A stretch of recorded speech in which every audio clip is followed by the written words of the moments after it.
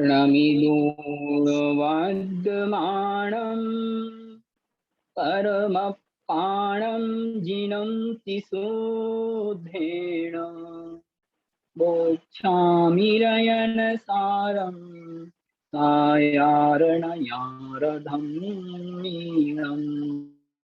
नमो अरिहन्ताणं नमो सिद्धाणं नमो आयिरीयाणं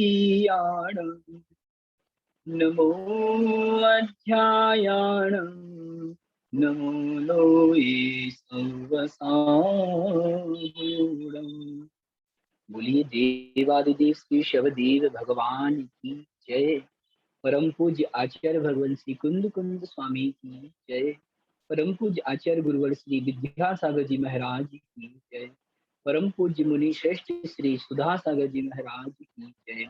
ऋषार ग्रंथराज जय।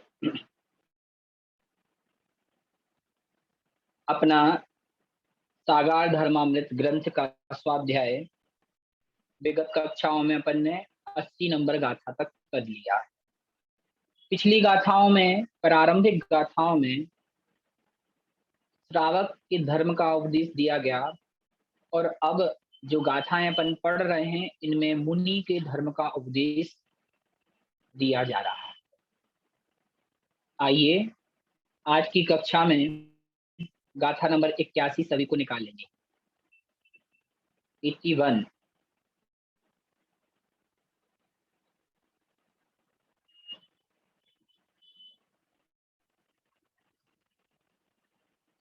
ये ध्यान रखना है कि हमें आगे का पढ़ते साथ साथ पीछे का भी पाठ करते जाना है। ऐसे नहीं कि आगे पढ़ते जाएं और पीछे का भूलते जाएं।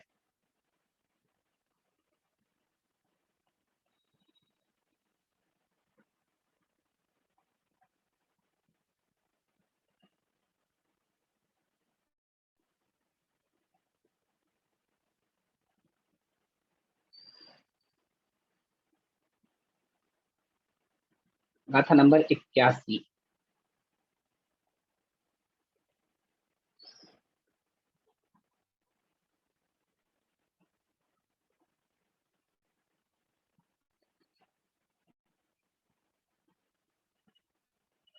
अब इस गाथा नंबर 81 में आचार्य भगवान हमें उपदेश दे रहे हैं कि हे क्या है और उपादेय क्या है। आइए पहले अपन गाथा का पद सह उच्चारण करेंगे, उसके पश्चात इसका अन्वयार्थ भावार्थ देखेंगे। जब मैं यहाँ से उच्चारण करूं तो आप उसके साथ साथ उसको अपने रूम में जहां आप बैठे हैं उसको जोर से उच्चारण करें, तभी वह गाथा का उच्चारण आपकी जिह्वा पे विराजमान होगा।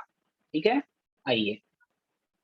हीणा हीणा दान दान हीणा दान बियार बियार हीणा दान बियार विहीणादो विहीणादो वाही वाही रख रख सौखम सौखम ही पूरी पंक्ति फिर से देखें।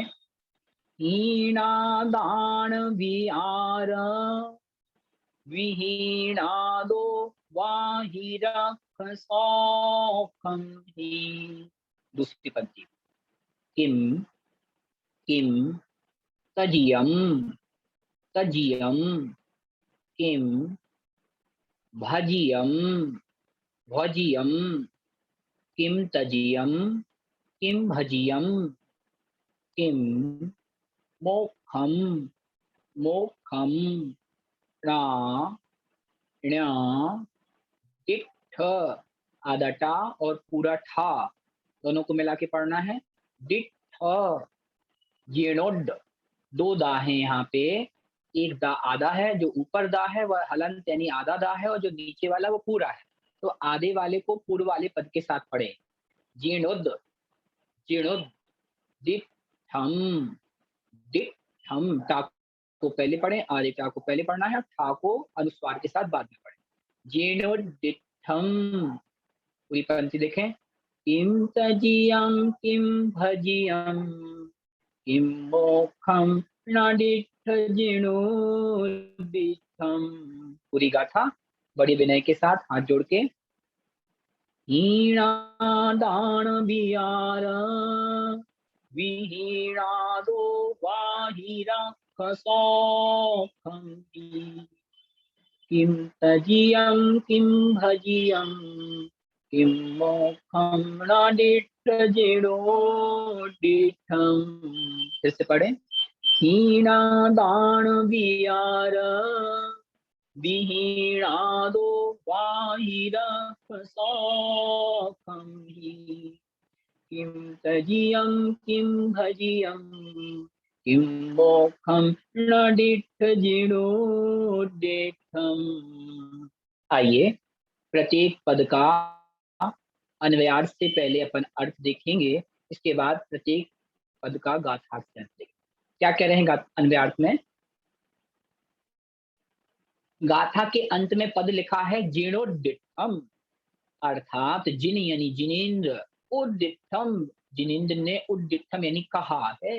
जिनेन्द्र भगवान के द्वारा कहा गया है। क्या कहा गया है? कि यह जीव, आगे से देखें, हीणा दान ब्यार विहीणादो, सबका अलग अलग देखना अर्थ। हीणा यानी रहित, कैसे रहे? दान बियार आदो, निंद और ग्राह के विचार से विहीन। हीना दान बियार विहीणादो, बियार माने विचार, हीना यानी हीन।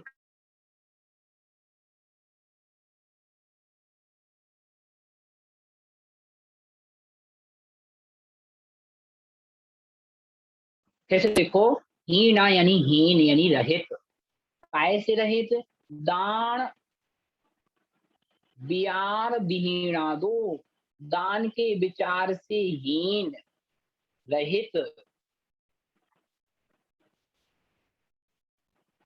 फिर क्या लिख रहे हैं आगे देखिए।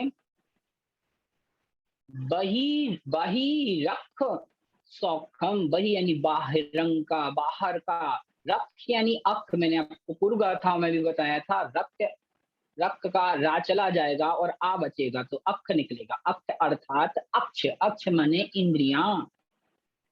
बाह बही यानी बाह, अख यानी इंद्रिय के, सौख यानी सुख को, ही यानी निश्चय से भोगता है या सुख मानता है। ऐसे देखें, जीर्णोद्दिठम, जिनेन्द्र भगवान ने कहा है कि यह जीव हीना, यहाँ दूसरा अर्थ अपन इस प्रकार से भी कर सकते हैं, हीन।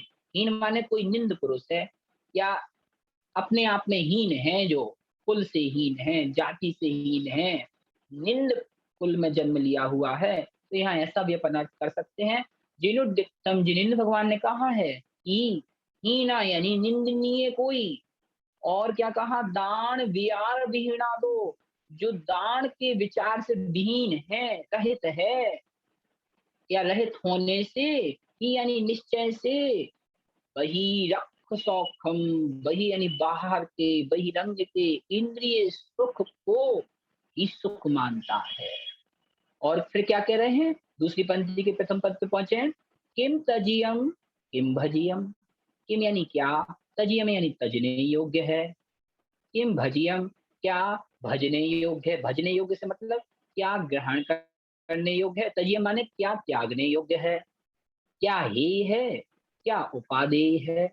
किम मोक्षम, क्या मोक्ष है, मोक्ष क्या है, उसे ना डिठम नहीं देखता, ना यानी नहीं, डिठम यानी देखता है अर्थात जानता है। ऐसा किसने कहा? जिनेन्द्र भगवान ने कहा। कैसे देखें, जीर्णोद्दिठम, जिनेन्द्र भगवान ने कहा है कि यह जीव हीना दान वियार विहीणा दो, हीना यानी निंदनीय, निंद, और दान वियार विहीणा दो, दान के विचार से विहीन होने से, किसी को कुछ वस्तु देने के विचार से रहित होने से, निश्चय से बाही रख सौखम, बाही यानी बाह, रख यानी इंद्रिय के, सौखम यानी सुख को ही सुख मानता है। किम तजियम, किम भजियम, और क्या तजने योग्य है, और क्या भजने अर्थात ग्रहण करने योग्य है। किम मोक्षम, किम मोक्षम, क्या मोक्ष है उसे न डिठा, नहीं देखता है। इस प्रकार से आइए अब गाथार्थ से फिर से देखें। हीना दान वियार विहीना दो, जो हीन है अर्थात निंद है, और दान के विचार से विहीन माने रहित है, ऐसा कोई जीव बाही रख सौखम ही, बाही यानी बहिरंग के, अप यानी इंद्रिय जनित सुख को ही सौखम, सौख मानता है ही यानी निश्चय से। और ऐसा वह जीव किम तजियम किम भजियम, क्या तजने योग्य है, क्या भजने योग्य है, अथवा क्या ग्रहण करने योग्य है। किम मोक्षम, क्या मोक्ष है, इसको न डिठ, नहीं देखता है, उसे नहीं जानता है। इस प्रकार से इस गाथा का अर्थ समझना चाहिए। आइए भावार्थ देखते हैं क्या कह रहे हैं इसमें। अर्थ, यहाँ जिनेन्द्र देव कहते हैं कि अनादिकालीन मोह बुद्धि के संस्कार से गाढ़ अज्ञान अंधकार में फंसा हुआ जीव, ये उपादे बुद्धि विवेक से रहित, यह जीव निंद क्या है, ग्राह्य अथवा ग्रहण करने के योग्य क्या है, नहीं जानता हुआ, विचारों से विहीन होने से बाह्य इंद्रिय सुखों को ही सुख मानता है। छोड़ने योग्य क्या है, उपादेय अर्थात ग्रहण करने योग्य क्या है, मोक्ष क्या है, उसे वह जानता भी नहीं, देखता भी नहीं। सत्य चूड़ामणि ग्रंथ का रेफरेंस देके हुए रहे हैं कि सत्य चूड़ामणि ग्रंथ में आचार्य देव लिखते हैं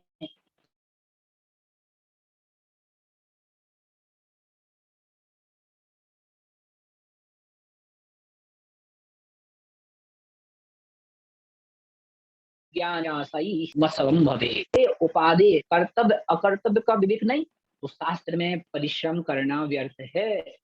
क्योंकि चावलों के असंभव होने पर धान्य के कूटने के परिश्रम से क्या लाभ हो सकता है, अर्थात कोई भी लाभ नहीं हो सकता। इस प्रकार जानना चाहिए। फिर से देखें अपन क्या कह रहे हैं गाथा में।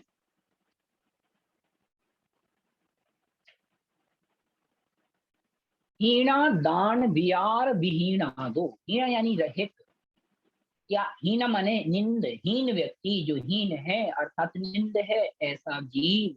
और कैसा जीव, जो दान बियार विहीना दो, जो दान के बियार माने विचार से विहीन है, रहित है।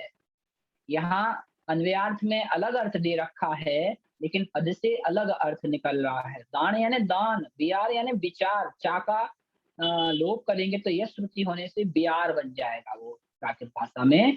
तो जो हीन अर्थात निंद है, और दान बियान विहीना दो, जिसके मन में दान के विचार भी नहीं है, दान देने के विचार भी नहीं है, और उससे रहित है।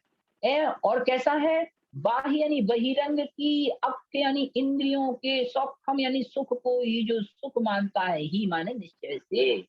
और किम तजियम किम भजियम, और क्या तजने योग्य है, और क्या भजने योग्य मतलब ग्रहण करने योग्य है। किम मोक्षम, और क्या मोक्ष है, क्या मोक्ष है, न डिठ, जो उसे नहीं देखता है अर्थात नहीं जानता है। ऐसे जीव का कथन यहाँ आचार्य श्री कह रहे हैं। ठीक है। हाँ, यहाँ पूर्णिमा जी कुछ कह रहे हैं। क्या कह रहे हैं, अपना माइक चालू रखें। पूर्णिमा जी कहाँ गए। हाँ जी, क्या कह रहे हैं। जय जिनेन्द्र भैया जी। हाँ जी बोलिए। जय जिनेन्द्र। जय जय जय ये जय। है, हाँ, नींद और गाय शब्द का तो इसमें अर्थ निकल ही नहीं रहा गाथा में। हाँ मतलब मैं बोला ना, वहाँ वो अर्थ नहीं निकल रहा, लेकिन जो अपन, इसलिए मैंने वो अर्थ नहीं बताया, मैंने वो दूसरा अर्थ बताया। ठीक है। लेकिन हाँ, ये इसमें हीन, हीन माने हे और उपाधि, ऐसे अपन भावार्थ से कुछ भी अर्थ निकाल सकते हैं, लेकिन यहाँ हीना से मतलब है हीन है जो। हीन से कैसे निकालेंगे अर्थ। हीन माने कोई हीन पुरुष है, हीन माने निंद पुरुष, हीन है जो अपने आप में अपने आप को हीन समझता है। हीन कौन समझेगा, जो निंद कर्म करेगा वह अपने आप को हीन समझेगा, तो हीना से वह तात्पर्य लेना। और दान बियार विहीणा दो, और जो दान देने के विचार से भी रहित है, जो कभी किसी को कुछ देना नहीं चाहता, ना पात्र को ना पात्र को कुछ दान दे। 4 प्रकार का जो दान दिया, दान का कथन आया, वह दान भी देने के विचार से जो रहित है। केवल केवल बाही अख सौखम, केवल केवल बाही यानी बहिरंग के, अख यानी इंद्रिय जनित सुख को ही जो सुख मानता है। और जो किम तजियम किम भजियम, क्या तजने योग्य है, क्या भजने योग्य है, क्या मोक्ष है, यह भी नहीं जानता। तो इस प्रकार का जीव निंदनीय जीव जानना चाहिए, जिससे कि हे उपाधि का ज्ञान नहीं है। इस प्रकार से तो जो आप कह रहे हैं ना, यहाँ इस गाथा में ने जो अन्वयार्थ में दिया, वो ग्राह्य करने योग्य ये अर्थ नहीं निकल रहा है, इसलिए इसको जैसे मैं बताया वैसे इसका अर्थ रखना है। ठीक है, सुन रहे हैं? हाँ हाँ सुन रहे हो। हाँ ग्राह्य ठीक है। नहीं रहा, ग्राह्य का तो कहाँ से कहाँ तक नहीं आ रहा है। हाँ, वहां नहीं निकल रहा उसमें, इसलिए उसको वो अर्थ नहीं करना, जैसे मैं आपको समझा रहा हूँ वैसे उसको समझना। ठीक है, ठीक है, माइक बंद कर लें अपना। 82 नंबर का।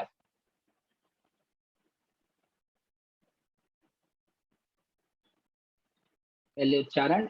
अब इस गाथा में जो आपने तत्वार सूत्र में अंतरंग और बहिरंग 6 प्रकार के जो बाह्य तप और अंतरंग तप के विषय में पढ़ा, यहाँ बाह्य के जो तप हैं वह यहाँ बता रहे हैं। दान, दान से निकाला सुरेश जी, आप जो कह रहे हैं यहाँ दान अर्थ कहाँ से निकालेंगे? दान, जो इणा है ना, उस इणा को जब अपन संस्कृत में ले जाएंगे तो इणा का ना बन जाएगा, तो दान और विचार मतलब विचार।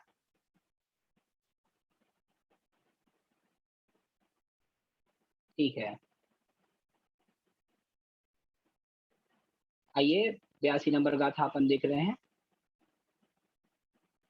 तो क्या कह रहे हैं?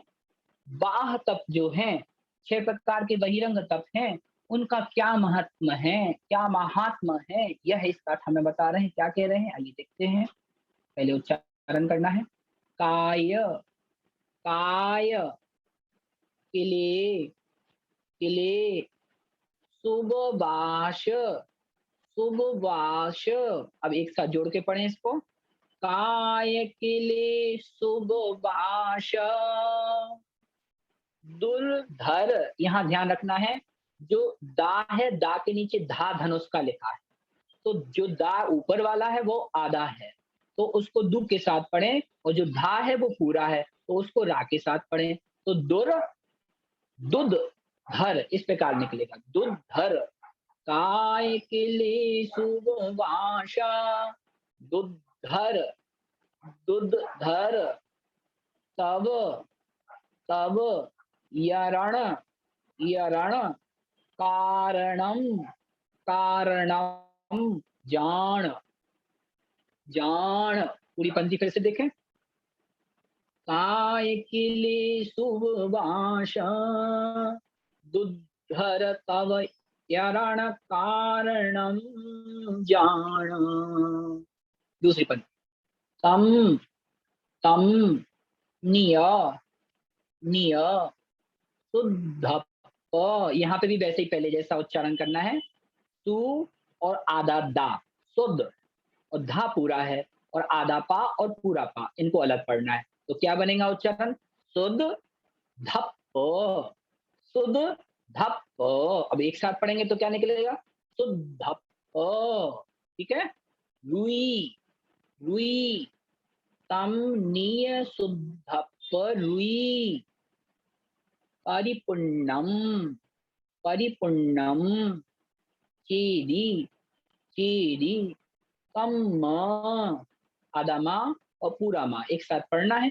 कम म, कम म, निम्मूलम, निम्मूलम। ठीक है, आइए पूरी गाथा विनय के साथ पढ़ें।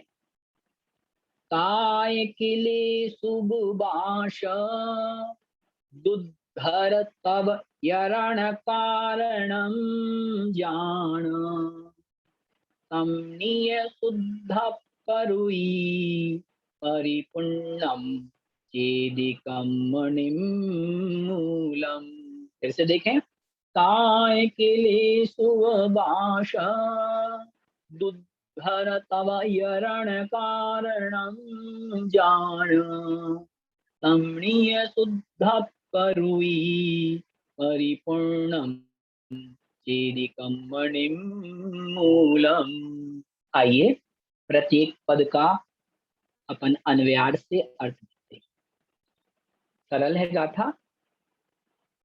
क्या कह रहे हैं? प्रथम पद काय क्लेश शुभवास, अलग अलग करें पद को तो क्या निकलेगा? संस्कृत में रूपांतरण करेंगे जब इसका, पहला पद क्या निकलेगा? काय क्लेश धन उपवास। तो प्राकृत में क्या बन गया? काय क्लेश शुभवास, पा का बा हो गया और सा और क्लेश का क्लेश हो गया।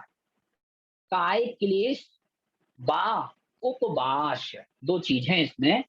काय क्लेश एक और उपवास दो। दुर्धर तव यरण कारणम, दुर्धर यानी दुर्धर कठोर, तब माने तपश्चरण, तब यरण लिखा ना तो यरण का चरण बन जाएगा, या का चा हो जाएगा संस्कृत भाषा में, और बा का पा बन जाएगा संस्कृत भाषा में। तो तब का तप और यरण का चरण, तो तब यरण अर्थात तपश्चरण। दुर्धर तप, दुर्धर तपश्चरण अर्थात दुर्धर माने कठोर, तव यरण यानी तपश्चरण के कारणम यानी कारण, जान अर्थात जानो। फिर से देखें पहली पंक्ति को, काय क्लेश उपवास, अलग अलग पढ़ के देखना। काय क्लेश उपवास अर्थात काय क्लेश को और उपवास को। दुर्धर तब यरण कारणम जान, दुर्धर अर्थात दुर्धर माने कठोर, तब यरण यानी तपश्चरण का, कारणम जान अर्थात कारण जानना चाहिए या कारण जानो। फिर क्या कह रहे दूसरी पंक्ति में? तम निय शुद्ध परुई, तम अर्थात वे कौन? जो अपन ने पहले ही पंक्ति में पढ़े दो, इसमें दो का कथन आया, काय क्लेश और उपवास। तम यानी वे, कौन से वे? काय क्लेश और उपवास। निय शुद्धप रुई, नी यानी निज की, शुद्धप यानी शुद्ध, अप माने आत्मा की, रुई यानी रुचि होने पर, परिपूर्णम परिपूर्ण होते हैं, या परिपूर्णम यानी समस्त, कम निमूलम सभी कर्मों यानी कर्मों को, निमूलम यानी निर्मूल करने के कारण होते हैं। चेदी इस प्रकार यह हमें जानना चाहिए। फिर से देखें उन बाह्य तत्वों का महत्व क्या? कोई बोलता, हाँ मुस्कान जी आप तत्पर सुनने पड़े, काय क्लेश से मतलब काय को क्लेश देना, ऐसे क्लेश नहीं देना कि कष्ट। जैसे आपने तत्वार सूत्र पढ़ा होगा, उसमें बाह्य तत्व के विषय में कहा गया, क्या कहा? अंशनामोदर्य वृत्त परिसंख्यान रस परित्याग काय क्लेश, इस प्रकार से। तो उसमें क्या करते मुनिराज? जैसे एक मुनिराज, वो मुनिराज जो काय क्लेश तब करते हैं, वे रात के एक करवट से सोते हैं। मान लीजिए दाहिनी करवट से लेट गए, उसी दाहिनी करवट में पूरी रात निकाल देंगे, तो काय माने शरीर को, क्लेश माने कष्ट होगा इससे। तो आप कहेंगे इस शरीर को कष्ट होगा तो इससे तो आर्तरोध परिणाम हो सकते हैं, हाँ हो सकते हैं, लेकिन तप जब कहेंगे अपन इसको, तो मुनिराज तपस्या कर रहे हैं कि मैं पूरी रात एक करवट से सोऊंगा, दूसरी करवट नहीं लूंगा, क्या पता नींद में करवट बदली और मेरी पीठ के नीचे कोई जीव आके कुचल के मर गया। तो जो काय के लिए इस तप को धारण करने वाले मुनिराज होते हैं, वह एक ही आसन में घंटों घंटों बैठे रहते हैं। आपने सुना होगा जब आचार्य श्री पुराने समय में आचार्य श्री के विषय में कहते हैं कि आचार्य श्री 24-24 घंटे 48-48 घंटे एक ही आसन से बैठे बैठे ध्यान करते रहते थे। तो इससे क्या होगा? इससे आपकी काय को क्लेश होगा, क्लेश माने कष्ट होगा, लेकिन उस कष्ट में भी जो समता भाव विद्यमान रहेगा वह तप संज्ञा को प्राप्त होगा और वह आपकी तपस्या कहलाएगी। तो इस प्रकार से मुस्कान जी काय क्लेश आपको स्पष्ट हो गया, काय क्लेश को तप में गिना गया। और उपवास को तो आप जानते ही हो, उपवास माने सामान्य से उपवास शब्द का अर्थ अपन देखेंगे तो उप माने पास में, वास माने निवास करना। उपवास माने आत्मा के समीप में निवास करना। अब आप कहेंगे, हमने तो सुना था उपवास के दिन कुछ भी नहीं खाते, कुछ भी भोजन पानी ग्रहण नहीं करते। हाँ, क्योंकि अगर भोजन पानी ग्रहण करने का विकल्प आएगा, तो आप अपनी आत्मा के समीप नहीं रह पाएँगे। तो उस दिन कहा कि आत्मा के समीप रहना है, तो बहिरंग की समस्त चीज़ों का मैं आज 24 घंटे के लिए समय सीमा निर्धारित करके त्याग करता हूँ। इसलिए उपवास माने आत्मा के समीप निवास करना, यह उपवास कहलाता है। और समीप में कैसे रहेंगे? बहिरंग की समस्त वस्तुओं का त्याग करना पड़ेगा, तब उपवास में हम रह पाएँगे। ऐसे नहीं चलेगा कि हमने खाना-पीना तो छोड़ दिया, अब समय नहीं कट रहा तो टीवी खोल ली और कोई पिक्चर उसमें देखने लगे और कह रहे हैं कि हम उपवास कर रहे हैं। नहीं, अभी हम उपवास नहीं कर रहे, क्योंकि हम अभी उप यानी अपनी समीप में, किसके समीप में? आत्मा के समीप में नहीं आए। तो उपवास का उद्देश्य लेके जब हम समस्त वस्तुओं का त्याग करेंगे, तो वो उपवास कहलाएगा। तो काय क्लेश धन उपवास। और ये क्या है? दुर्धर तव यरण कारणम जान, इन्हें दुर्धर यानी कठोर तपश्चरण का कारण हमें जानना चाहिए। तामनीय शुद्धपुरुई। और उससे आप में से कोई पूछ सकता है, भैया जी ये उपवास करने से शरीर को, काय माने शरीर, शरीर को क्लेश माने कष्ट देने से क्या होगा? तो दूसरी पंक्ति में इसका भी उत्तर आचार्य श्री ने दे दिया। क्या कहा? तम निय शुद्ध पुरुई, तम यानी इनसे या इनको करने से, किनको करने से? काय क्लेश को और उपवास को करने से। नी यानी निज की, शुद्ध यानी शुद्ध, अप माने आत्मा में, रुई यानी रुचि होती है, या ये निज शुद्ध आत्मा में रुचि बनाने में कारण है। कौन? काय क्लेश और उपवास। फिर क्या कहा आगे? परिपूर्ण कर्म निम्मूढ़म चेदि। और यह परिपूर्ण यानी परिपूर्ण समस्त कर्मों को निम्मूढ़ यानी निर्मूल करने में भी कारण होते हैं। चेदि यानी इस प्रकार से हमें जानना चाहिए। चाधन इति, जब चेदि को पदच्छेद करेंगे तो चाधन इति, इति माने इस प्रकार से हमें समझ लेना चाहिए। ठीक है, आइए इसका भावार्थ से देखते हैं क्या कह रहे हैं अलका जी। हाँ बोलिए, माइक अनम्यूट करें। हाँ भैया जी, जय बोलिए। जिनेंद्र। जय जिनेंद्र की। हाँ भैया जी, काय क्लेश से क्या समझेंगे? जो चावक लोग जो अभी हाँ, काय क्लेश से हमको क्या? हाँ, हाँ हमको भी एक आसन से बैठ के अपनी सामायिक को करना है। आप सामायिक करने बैठते कितनी बार आसन बदलते हो? हाँ अच्छा। बोलिए। हाँ, एक पैर उठाया, कभी झुक गया, कभी सीधे बैठ गए, कभी एक हाथ को ऊपर किया, मच्छर आ गया तो उसको भगाने लग गए। तो हमने काय क्लेश कहाँ किया? श्रावक की अपेक्षा अलग लगा लेना, मुनि की अपेक्षा अलग लगा लेना। श्रावक के लिए भी तो काय क्लेश है ना। काय क्लेश से हमें क्या मिलती? काय क्लेश तब करने से समता परिणामों में वृद्धि होती है। जैसे अगर आपको एक आसन से बैठना आ गया और समता परिणाम से रहना आ गया, तो आपने देखा होगा कभी कभी भूकंप आता है, और भूकंप आता है पूरी की पूरी बिल्डिंग गिर गई। अब वह जीव मरा भी नहीं और उस बिल्डिंग में 3-3 दिन तक चपा रहा, दबा रहा। कभी कभी बच भी जाते हैं ऐसी स्थिति में। तो अगर उसने काय क्लेश का अभ्यास किया रहा होगा, तो वह 4 दिन तक भी उस कष्ट की स्थिति में, काय के क्लेश की स्थिति में भी वह कष्ट का अनुभव नहीं करेगा, आत्मचिंतन करेगा, क्योंकि उसको अनुभव था पहले से। और अगर हमने काय क्लेश तप नहीं किया होगा, तो हम विचलित हो जाएंगे, और विचलित हो जाएंगे, अब सोचेंगे अब क्या होगा। तो कहते हैं कि ऐसी स्थिति में हो सकता है कि अटैक आ जाए और उससे मरे, दबने से ना मरकर अटैक से व्यक्ति का मरण हो जाए। तो काय क्लेश तप करने से क्षमता परिणामों में वृद्धि होती है। तो यह हमें अपने हिसाब से, श्रावक को भी अपने हिसाब से लगा लेना है। ठीक है, जैसे बीमारी सिमारी में भी यदि अपन समता भाव रखे तो वो भी काय क्लेश में आएगा क्या? नहीं कैसे आएगा? नहीं बीमारी से आएगा। मरेंगे तो हाँ, देखो एक चीज हो गई कि बीमारी से वहां समता आप रख रहे हो, वो तो हाँ आपको क्लेश हो गया। आप कहाँ रखना? जब आप अनुकूल परिस्थितियों में भी प्रतिकूल नहीं हो रहे हो, अपने मन को अच्छा। विचलित नहीं कर रहे हो, है ना, समझ रहे हैं ना आप? हाँ उस समय हाँ तो समता भाव रखना ही है हमको। जैसे कभी अपन बीमारी की स्थिति आ गई, कुछ ऐसी बीमारी हो गई जो इलाज नहीं है, तो उस समय तो हमें समता भाव रखना ही रखना है। तो उस समय समता भाव कब आएगा? जब हमने सामान्य स्थितियों में काय क्लेश तक किया होगा। ठीक है अच्छा। ना? हाँ, हाँ, ये ठीक है। अब तप क्यों करना है? ध्यान रखना, अंतरंग तपों की साधना करने के लिए बहिरंग तप किए जाते हैं। जैसे अगर किसी मुनिराज को, किन्हीं मुनिराज को या किसी श्रावक को समाधि मरण करना है, हुँ, समाधि मरण करना है तो आपको पता तो है नहीं कि आपकी आयु कितनी शेष बची है। इसके लिए आपको एक निर्यापक बनाना पड़ेगा और निर्यापक आचार्य ज्योतिष शास्त्र से लक्षणों को देख करके निश्चित करेंगे कि इनकी आयु अब ज्यादा शेष नहीं बची है।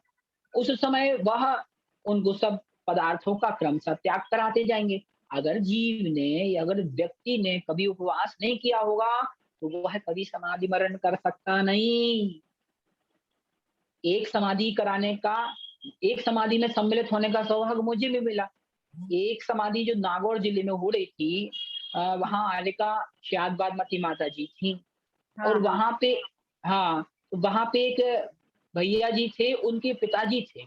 उनके पिताजी को क्या था, उनको पहले वो गुटखे की फैक्ट्री थी उनके यहाँ, तो वो अच्छा, गुटखा खूब खाते रहते होंगे। इस कारण उनको गले का कैंसर हो गया और कैंसर हो गया तो वो गल गया उनका ये पूरा, गले के नीचे से उसमें पस निकलने लगी। और कभी फैक्ट्री में कहीं पे उनका हाथ चला गया होगा तो उनका जो हाथ का पंजा है वो पूरा कट गया था। तो एक हाथ था उनका और एक में पंजा नहीं था। तो ऐसा जीव अब मुनि तो बन नहीं पाएगा, क्योंकि मुनि बनेंगे तो कर पात्र में हार लेना पड़ेगा। तो हाँ, उनको आपात स्थिति में मुनिराज जो आचार्य भरत सागर जी थे उन्होंने उनको क्षुल्लक दीक्षा दे दी। अब हुँ, क्षुल्लक दीक्षा दे दी, उसके बाद भरत सागर महाराज की समाधि हो गई और उसके बाद वो माता जी के समीप में थे, समाधि मरण के उद्देश्य से आए थे। तो उनकी भावना थी कि मैं अंत समय मुनि बनूं, हुँ, हुँ, लेकिन मुनि बनने के लिए पात्रता नहीं थी उनके पास, हुँ, उनको मुनि नहीं बनाया जा सकता था। उनको क्रम से आहार जल त्याग करा रहे थे, थोड़ा थोड़ा वस्तुओं का त्याग करा रहे थे। एक दिन सुबह 5 बजे की स्थिति थी कि उनकी श्वास उखड़ने लगी। हम लोग थे वहां पे, हम लोग 20-22 दिन रहे, सांगानेर से 4-5 भैया लोग गए थे वहां। गुरुजी ने बोला था बेनाडा जी साहब ने कि आप लोग जाओ वहां सहयोग करो। तो हम लोग वहां गए थे, तो देखा कि सुबह 5-6 दिन हो गए होंगे हमें रहे, सुबह 5 बजे के करीब उनकी श्वास उखड़ी और ऐसा लगा कि ये जाने वाले। तो कहा आपत्ति काले मर्यादा नास्ति, जब विपत्ति का समय हो उस समय मर्यादा नहीं कही गई। तो अच्छा, तुरंत सब लोग भैया लोग वहां पहुंच गए और महाराज बोले कि मेरी इच्छा ये है कि मैं कपड़े छोड़ के ही इस संसार को त्यागूं। तो माता जी थे वहां, एक महाराज जी भी थे, उन्होंने कहा उनसे कि देखिए शुल्लक जी, आपने अगर कपड़े छोड़ दिए और आप मुनि अवस्था में आ गए तो आपकी अगर समाधि नहीं हुई तो आप आहार नहीं ले पाओगे।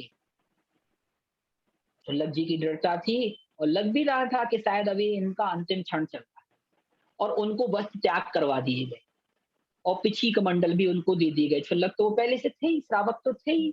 हाँ, इत्तेफाक से जैसे ही उनको दीक्षा के संस्कार आपातकाल में दिए गए, उनकी श्वास नॉर्मल हो गई, नब्ज वापस आ गई। अब सबके सामने प्रश्न उठ गया, अब क्या होगा? अब आहार को कैसे उठेंगे?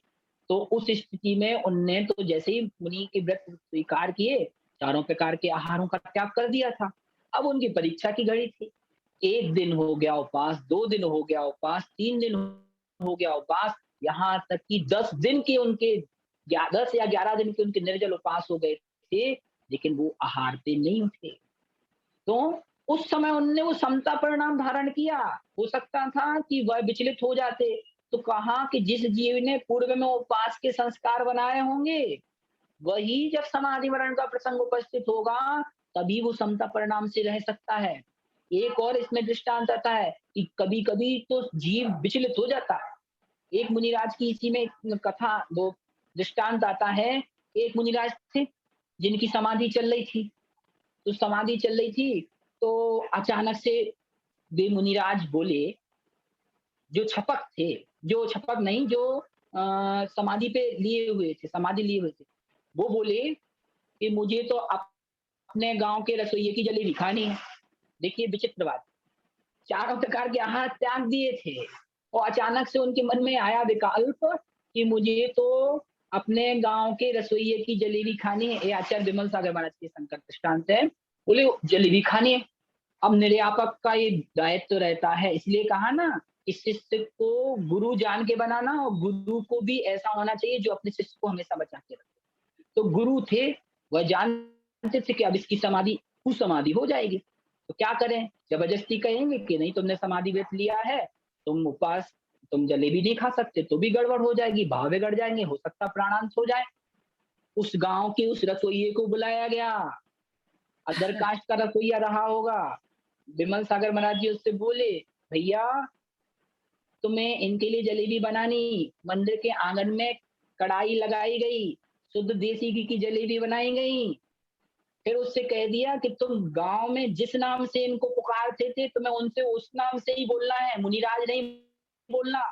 तो जैसे ही जलेबी बन गई तो वो रसोइया जो था उस गांव का, उसने विमल सागर महाराज के अनुसार बोला उससे कि कोई घर का कोई नाम लेके कहा होगा, कुछ भी जो भी होगा, कपूरे मपूरे ऐसा नाम लेके, ले भाई तेरी जलेबी बन गई, खा ले।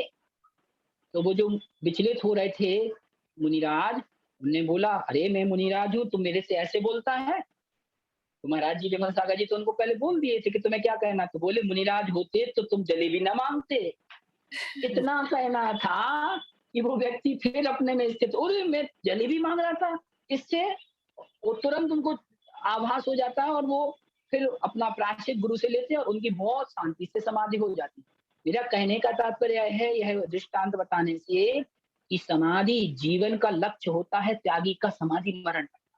जिंदगी भर आपने तपस्या की, साधना की और अंत में समाधि नहीं की, तो आपकी स्थिति उस छात्र के जैसे होगी जो छात्र साल भर खूब मेहनत करता है, 10वीं की पढ़ाई करता, 12वीं की पढ़ाई करता, और पता चला कि पेपर का दिन आया और सो गया, या पेपर के दिन पेपर नहीं दे पाया, तो ध्यान रखना वो फेल माना जाएगा, वो फेल हो गई। वैसे ही जिस श्रावक ने जिंदगी भर व्रत पालन किए, उपवास किए, मंदिर की पूजा की, अंत समय अच्छा नहीं हुआ तो उसका कुमरण हो गया। इसलिए उपवास की साधना हमें अपने जीवन में करनी चाहिए, काय क्लेश करना चाहिए। माइक बंद कर लें अपना, हमारे ख्याल से आपका उत्तर हो गया होगा।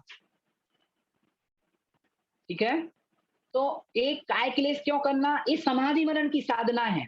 इस समाधि मरण के समय कहते हैं, जब मैं उन मुनिराज की समाधि के समय 18 या 20 दिन वहां रहा, आलोक भैया भी साथ में थे, तब वहां हमने देखा कि मुनिराज तो सूख गए थे पूरे और लकड़ी के पाटे पे लेटते थे, तो पीठ की जो हड्डियां हैं, वो हड्डियां एक ही आसन से लेटे रहने के कारण उनमें फोड़े पड़ने लगे थे। अब देखिए, उस स्थिति में लेटे अगर उनने काय क्लेश का अभ्यास नहीं किया होता पूर्व में, तो उस स्थिति में बड़े आकुल व्याकुल परिणाम होते। आपने घरों में देखा होगा, कोई वृद्ध हमारे परिवार के कोई दादाजी वगैरह या किसी का जब बहुत ज्यादा वृद्ध हो जाते, उठ नहीं पाते, बेड पे ही रहते हैं, तो उनकी पीठ पे या उनकी हड्डियों के वहां घाव बन जाते। अगर काय क्लेश तब किया होगा तो वह उन परिस्थितियों में भी समता भाव से रहेगा। अगर काय क्लेश नहीं किया होगा तो हाय तौबा करेगा, अरे अब मैं मरा, अब मैं मरा, इस प्रकार से वो चीखेगा। इसलिए कहा, इन बाह्य तपों को जीव को निरंतर करते रहना चाहिए। काय क्लेश काय को कष्ट देते रहना चाहिए, समता परिणामों में वृद्धि के लिए।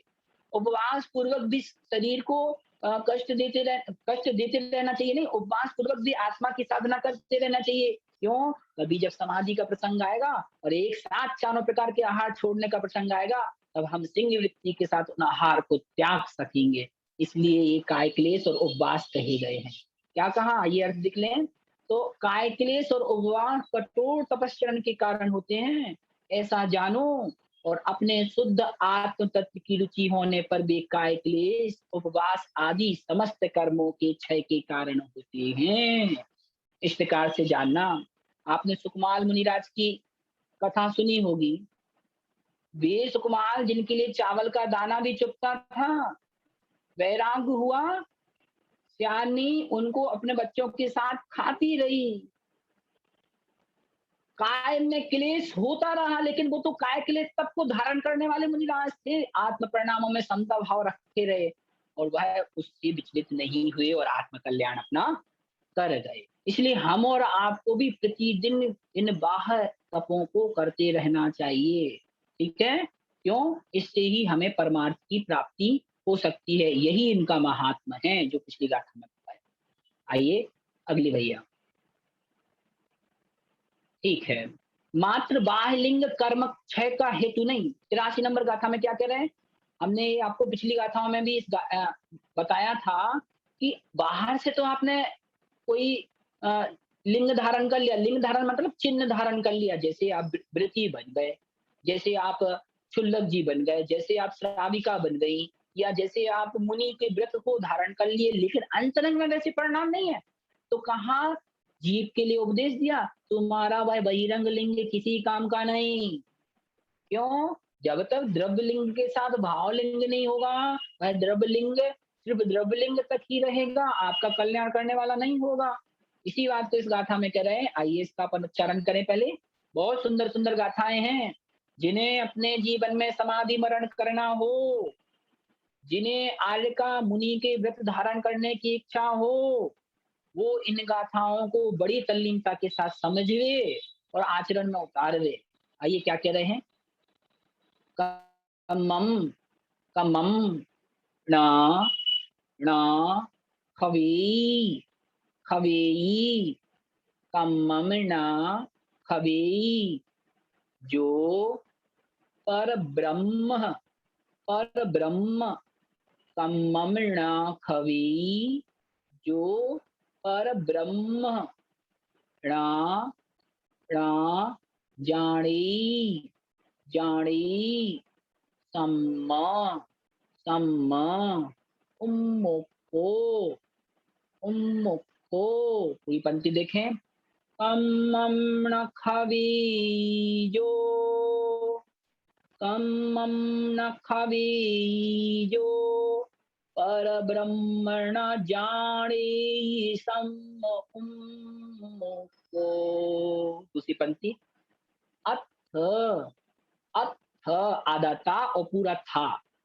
अथ न तथ तथ न जीवो जीवो अथर्णा तथर्णा जीवो लिंगम लिंगम घेतूण।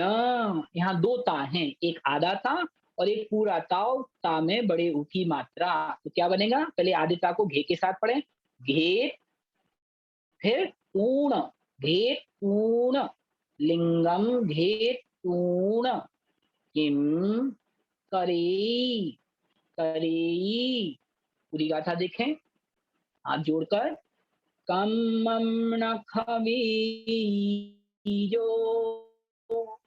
कम्मम न खवीजो पर ब्रह्मण जाने सम उम्मुको अथर्णा तथर्णा जीवो लिंगम घेतूण किम करेई। फिर से देखें। कम्मम न खवीजो पर ब्रह्म न जाने सम्मोको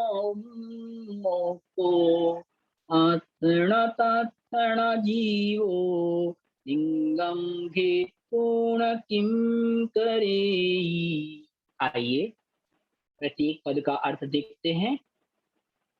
क्या कह रहे हैं आचार्य श्री?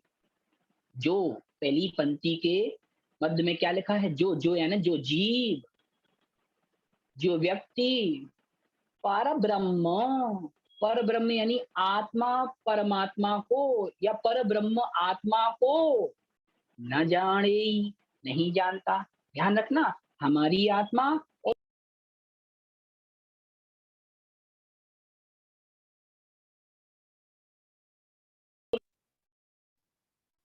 ये ध्यान रखना, हमारी आत्मा उन परम ब्रह्म सिद्ध भगवान की आत्मा में कोई अंतर।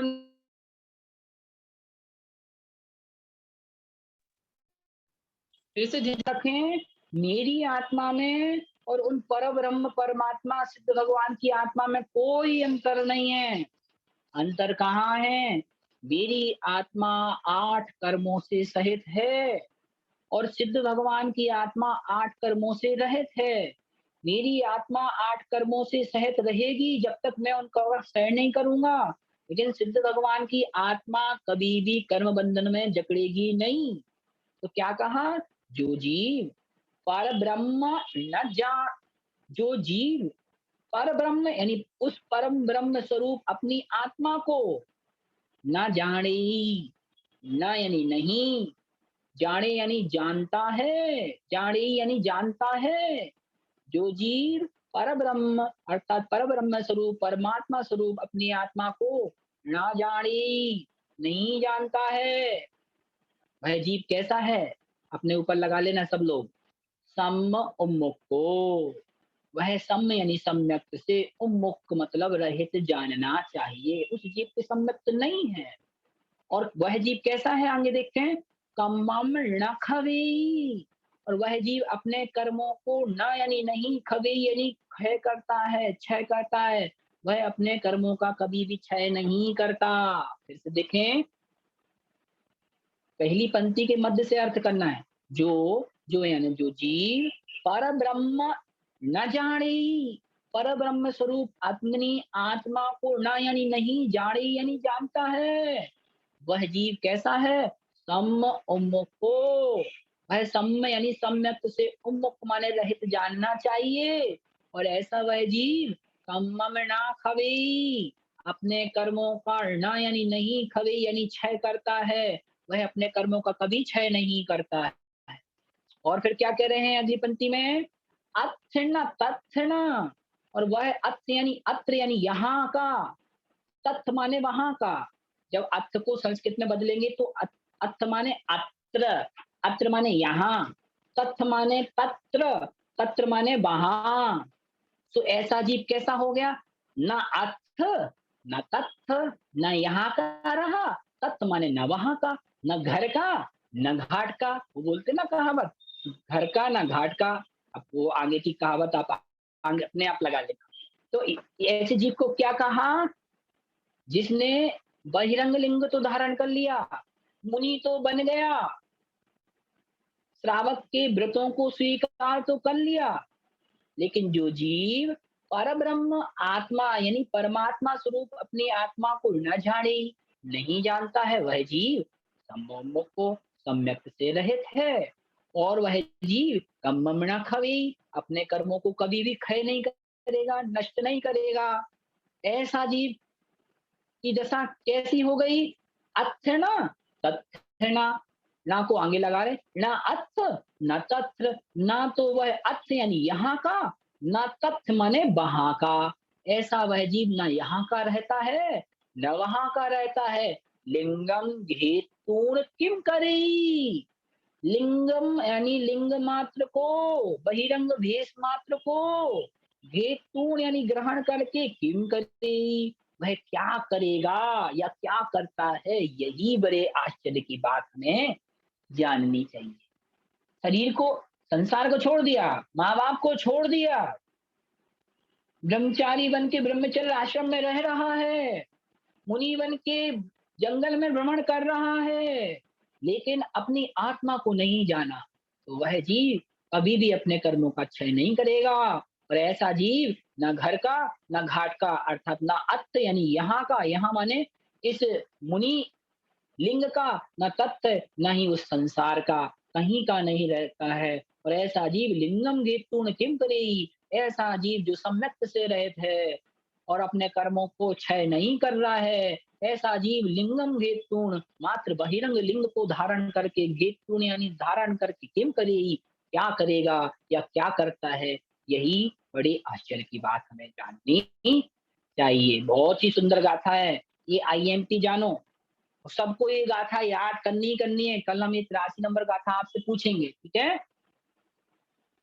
भावार्थ में देखें, जो लिंग धारण करके भी, लिंग माने जो बहिरंग लिंग यानी मुनि लिंग या श्रावक आदि का लिंग धारण करके भी आत्मा परमात्मा को नहीं जानता है, वह सम्यक से विहीन है, कर्मों का क्षय करने में समर्थ नहीं है। ऐसा जीव न यहाँ का है न वहां का, अर्थात ना तो वह गृहस्थ रहा न साधु रहा, वह लिंग मात्र ग्रहण करके क्या कर सकता है, अर्थात कुछ भी कर सकता नहीं। इस प्रकार जाने, बाकी के भावार्थ आप स्वयं से पढ़ सकते हैं, सामान्य संस्कृत हिंदी में है। अगली गाथा, गाथा नंबर कौन सी गाथा है? 84, 84। अब क्या कह रहे हैं? ये भी वही गाथा है, मुनियों के लिए संबोधन देते हुए हमें क्या कह रही है, आइए देखते हैं। आत्मज्ञान बिना बाह्यलिंग क्या कर सकता है? लिंग की जो चर्चा पिछली गाथा में की, वही गाथा का भावार्थ लेते हुए इसका प्रसंग संदर्भ आगे जानना कि अगर आपने बाहर का लिंग धारण कर लिया, मुनि बन गए, श्रावक या श्राविका बन गए, लेकिन आत्मज्ञान नहीं है, ध्यान रखना हमारा बाहर का लिंग हमारा क्या कर सकता है, यह इस गाथा में बता रहे हैं। क्या कह रहे हैं, आइए देखते हैं। अपाणम, अपाणम ती, अपाणम ती णा पेच्छयी, पेच्छयी, अपाणम ती णा पेच्छयी, णा मुड़ई, णा मुड़ई, णवी सदहई। यहाँ दो दा हैं, एक आधा दा और एक पूरा दा। आधे दा को सा के साथ पढ़े। सद, सद दहई, सद दहई, णा भावी, भावी। पूरी पंक्ति देखें। अपाणम पिणपेच्छयी, अपाणम पिणपेच्छयी, न मुणै न विसदहै न भावेयी। दूसरी पंक्ति। बहु, बहु दुख, आधा का और पूरा खा दोनों को मिला के पढ़े। दुख, भार, भार, मूलम, मूलम, लिंगम, धेतूण किम करेई। पूरी पिछली वाली गाथा के जैसे ही ये पंक्ति है। लिंगम घेतूण किम करेई। पूरी गाथा फिर से देखें हाथ जोड़ के। अपाणम पिणपेच्छयी, न मुणै न विसदहै न भावेयी, बहु दुःख भार मूलम, लिंगम घेतूण किम करेई। फिर से देखें। अपाणम पिणपेच्छयी, न मुणै न विसदहै न भावेयी, बहु दुःख भार मूलम, लिंगम घेतूण किम करेई। क्या कह रहे हैं, आइए। बहिरंग लिंग की हेता को पिछली गाथा में बताया, वही कथन इस गाथा में कुछ प्रकारांतर से। जो माने जो साधु, अपाणम यानी अपनी आत्मा को, पी यानी भी, जो साधु अपनी आत्मा को नापेक्षई, नहीं पेक्षई माने देखता है। जो साधु अपाणम नापेक्षई, अपनी आत्मा को पेक्षई माने देखता नहीं है। न मुड़ई, ना ही उसका मुड़ई माने मनन करता है।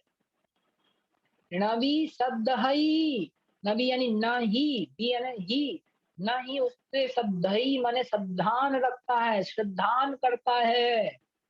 ना भावी, ना ही उस आत्मा की भावना भाता है या उसको भाता है। वह जीव, वह मुनि या वह साधु, बहु दुख भार मूलम, बहु यानी बहुत अधिक, अत्यंत दुख के भार के मूल माने कारण, लिंगम भेतूण किम करई, लिंगम यानी बाल भेष मात्र धारण करके किम करे यानी क्या करेगा। जैसे देखें कितना अच्छा संबोधन आचार्य श्री कह रहे हैं। जैसे देखो, जो यानी जो साधु, जो मुनि, अपाणम पीर न पेक्षई, अपाणम यानी अपनी आत्मा को, न यानी नहीं, पेक्षई माने देखता है, जानता है। न मुड़ई, न ही उसका मनन करता है, अपनी आत्मा के विषय में कभी मनन नहीं करता। न भी शब्द हई, न ही उस आत्मा के विषय में श्रद्धान रखता है कि यह आत्मा अजर है, अमर है, इसको कष्ट नहीं होता, इस पे भी वो श्रद्धा नहीं रखता। न भावी, ना ही आत्मा की भावना भाता है। ऐसा वह मुनि वह साधु बहु दुख भार मूलम, बहु यानी बहुत अधिक, दुख भार मूलम, दुखों के भार का मूल रूप, बहुत अधिक दुखों को देने वाले, लिंगम गेतुण किम करे, उस बहिरंग लिंग को धारण, गेतुण माने धारण करके किम करी, क्या करेगा, अर्थात कुछ भी कर सकता नहीं। इस प्रकार से इस गाथा में भी कथन किया गया कि मात्र बाहर के लिंग को धारण करने से आत्म कल्याण होने वाला नहीं। आपने छेडाला में पढ़ा होगा, मुनि व्रत धार अनंत बार विवेक उपजाओ, पे निज आत्म ध्यान बिना सुख लेश न पायो। अनंतों बार व्रत धारण करके, बहिरंग व्रत धारण करके, ध्यान रखना, जो वास्तविक में भावलिंगी होगा वह अधिक से अधिक 32 भाव, कम से कम 4 या 5 भाव में मोक्ष चला ही जाएगा। लेकिन जो बहिरंग लिंग धारण करेगा उसकी तो कुछ भी होने वाला नहीं। उसके लिए कही गई इस पंक्ति की दूसरी, इस गाथा की दूसरी पंक्ति को देखना, क्या कहा, बहु दुख भार मूलम, बहु यानी बहुत अधिक दुखों का भार स्वरूप, उस दुखों का मूल वह लिंगम यानी उस बहिरंग लिंग को घेतुन यानी धारण करके किम करी, यानी वह क्या करेगा या क्या करता है, अर्थात कुछ भी कर सकता नहीं। इस प्रकार से 84 नंबर गाथा का भावार्थ हमें समझना चाहिए। आगे क्या कह रहे हैं भावार्थ में देखें, जो बाहलिंग मुनि वेश धारण करके भी आत्मा को नहीं देखता, आत्मा का मनन नहीं करता, आत्मा का श्रद्धा नहीं करता, आत्मा की भावना भी नहीं करता, वह अत्यंत दुख का मूल कारण ऐसे बाह वेश को धारण करके भी क्या करता है, अर्थात कुछ भी नहीं करता। इस प्रकार से इस बहिरंग वेश की हंदा की गई है कि बहिरंग के साथ अंतरंग भी हमें चाहिए ही चाहिए है। एक गाथा का और अपन उच्चारण देखें, क्या कह रहे हैं, अब कह रहे हैं इस गाथा में, आत्मा की भावना बिना दुख ही दुख है। संसार में जो जीव अपनी आत्मा की भावना का चिंतन नहीं करता वह दुख को ही प्राप्त करता है। इसी बात को इस गाथा में कह रहे हैं। क्या कह रहे हैं, आइए उच्चारण करें पहले, जाव जाव न न जानई जानई अपा अपा, जाव न जानई अपा, अपाड़म अपाड़म, दुख दुख, मप्पणो मप्पणो, ताव ताव, पूरी पंक्ति देखें, जावण जानई अप्पा, अप्पाणम दुःखमप्पणो ताव, तेण अनंत सुहाणम, फिर से देखें, तेण अनंत सुहाणम सुहाणम, अप्पाड़म अप्पाड़म, भावये भावये, जोई जोई। पूरी गाथा एक बार उच्चारण करें, अपना समय हो गया है, इस गाथा को करके अपन विराम देते हैं। जावण जानई अप्पा, अप्पाणम दुःखमप्पणो ताव, तेणे अनंत सुहाणम, अपाणम भावये जोई। आइए प्रत्येक पद का अर्थ देखें, क्या कह रहे हैं इसका, एक बार उच्चारण और करते हैं इसका, ठीक है। जाव न जानई अप्पा, अपाणम दुःखमप्पणो ताव, तेण अनंत सुहाणम, अपाणम भावये जोई। जाव जाव यानी जब तक, अप्पा यानी इस आत्मा को, अप्पाणा में जब तक, अप्पा यानी यह आत्मा, अप्पाणम यानी अपनी ही आत्मा को न जानी, नहीं जानता। फिर से देखें, जब तक यह आत्मा अर्थात यह जीव, अप्पाणम यानी अपनी ही आत्मा को न जानी, नहीं जानता है। कैसे नहीं जानता, यह आत्मा किसी का कर्ता नहीं है। जब तक ऐसा श्रद्धा यह जीव नहीं रखता, ताब माने ताब तक आपनो यानी आत्मा को दुखम, दुख है या दुख होता है। तेण इसलिए जोई माने योगी, अनंत सुहाणम, अनंत सुख स्वभावी, अपाणम आत्मा को ही भावये यानी भावना करें। यहाँ मुनियों के लिए उपदेश दे रहे हैं, और मुनियों के लिए उपदेश देते हुए ऐसे कुंद कुंद भगवान कह रहे हैं, क्या कह रहे हैं? पहली पंक्ति से देखें, जाव न जान अप्पा, जब तक, जाव माने जब तक, ना यानी नहीं, जान यानी जानता है, आपा यानी यह आत्मा, किसे? अप्पाणम यानी अपनी ही आत्मा को, तब तक, ताव माने तब तक, दुखम अपणो, तब तक यह अपणो अर्थात आत्मा को, दुखम यानी दुखी है, तेन यानी इसीलिए, अनंत सुहाणम अनंत सुख को प्राप्त करने के लिए, अपाणम जोई भावये, अपाणम यानी आत्मा को ही, जोई माने जोगी लोग, भावये यानी भावें, उसकी भावना भावें। ठीक है, आइए इसका अर्थ देखें। भावार्थ में क्या कह रहे हैं? जब तक आत्मा आत्मा को नहीं जानता, तब तक आत्मा को दुख है, इसलिए योगी अनंत सुख स्वभावी आत्मा की भावना करें। इस प्रकार से आज अपन ने 5 गाथाओं का स्वाध्याय पूर्ण किया। इन गाथाओं में अगर आपका कोई डाउट हो, वैसे डाउट नहीं होगा, बहुत सुंदर सरल गाथाएं थी, होगा तो कल की कक्षा में अपन इनको कंसल्ट करेंगे। आपका जो भी उत्तर प्रश्न रहेगा उसका अपन उत्तर देंगे। आज की कक्षा अधिक हो गई है, अपन इसको यहीं विराम दे रहे हैं। बाकी किसी का कोई क्वेश्चन वगैरह है तो वो आप नोट कर लीजिए, हम आपको उसका उत्तर कल देंगे। ठीक है, जिनवाणी स्तुति करें।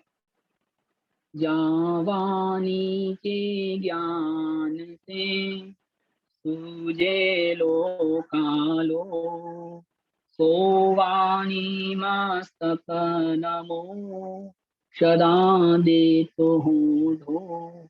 9 बार नमो।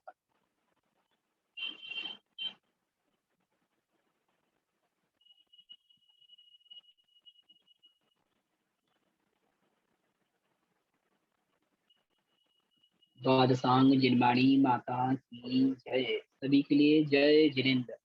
संभवतः हमारे आदरणीय अनंत भैया जी आ गए हैं, अगली कक्षा उनकी आप लोग कंटिन्यू करें।